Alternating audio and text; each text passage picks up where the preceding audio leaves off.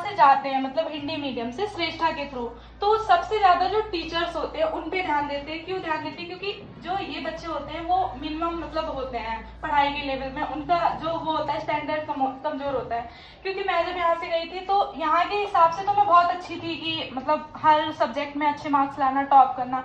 But जब मैं वहाँ गई तो वहाँ पे मैं हर पेपर में फेल हो रही थी। पहला ही पेपर फेल, दूसरा पेपर फेल। यहाँ से जाते ही मैंने हाफ फेल दिए थे क्योंकि मैं बहुत लेट गई थी, तो मैं हर पेपर में फेल हो रही थी। तो मैं सर से भी बार बार बोलती थी कि नहीं सर, मेरे को यहाँ नहीं रहना, मैं यहाँ पढ़ नहीं पाऊंगी, रह नहीं पा रही, खाना अच्छा नहीं है या फिर मैं एडजस्ट नहीं कर पा रही।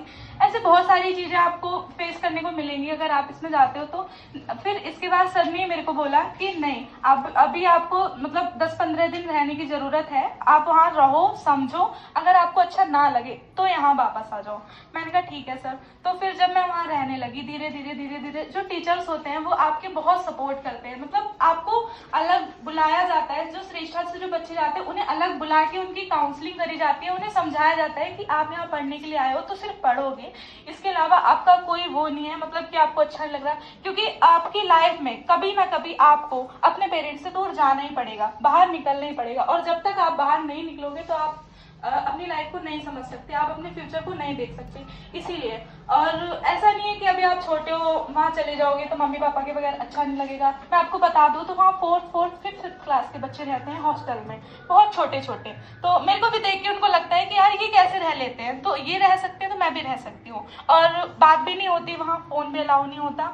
सिर्फ आपको क्या काम रहता है? पढ़ना रहता है और खाना रहता है, बस सोना, इतना ही आपके पास काम होता है और कुछ भी काम नहीं होता। और जब आप यहाँ से जाते हो वहाँ हॉस्टल में, तो वो जो स्कूल होता है वहाँ की बहुत ज्यादा हाई लेवल की पढ़ाई होती है। बहुत सारे बच्चे ऐसे होंगे कि पेरेंट्स कहते हैं उनके कि नहीं तुम नहीं जाओगे, बहुत दूर है ये वो, लेकिन अगर आपको जाना है, अगर आपको सच में पढ़ना है, अच्छा फ्यूचर बनाना है, तो आपको अपने पेरेंट्स को समझाना पड़ेगा कि नहीं पापा या मम्मी, मतलब मेरे को वहाँ पढ़ना है, मेरे को अपना फ्यूचर बनाना है। अभी मैं 4 साल के लिए आपसे दूर जाऊंगी, फिर तो मैं आपके पास वापस ही आ जाऊंगी। और वहाँ जाने के बाद जो आपको अपॉर्चुनिटी मिलती है, आपको बुक, खाना वगैरह, मतलब सारी चीजें, आपके जितनी भी स्टेशनरी का सामान है, मैंने तो इतना देखा भी नहीं था, आपको उतना प्रोवाइड कराया जाता है। हर चीज आपको प्रोवाइड कराई जाती है, हर टीचर का, हर बच्चे का सपोर्ट मिलता है।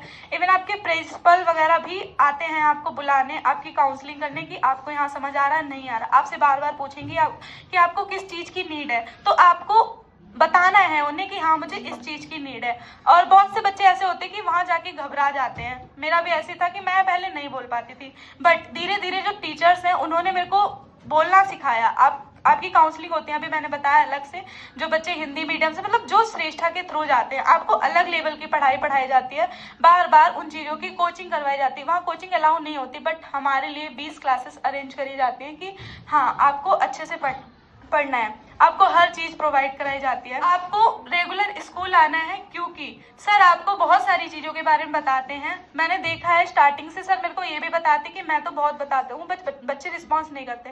तो मैं आपको बता दूं कि अगर आपको कोई अपॉर्चुनिटी मिल रही है तो आपको अच्छे से अडॉप्ट करना है। आपको ऐसे मौके लाइफ में बार बार नहीं मिलते, तो इसलिए आपको सर की बात माननी है और उसमें अप्लाई करना है ताकि आप भी अपने अच्छे फ्यूचर के लिए कर सकें। Thank you. अगर आपको कोई डाउट हो उससे रिलेटेड तो मेरे से पूछ सकते हैं।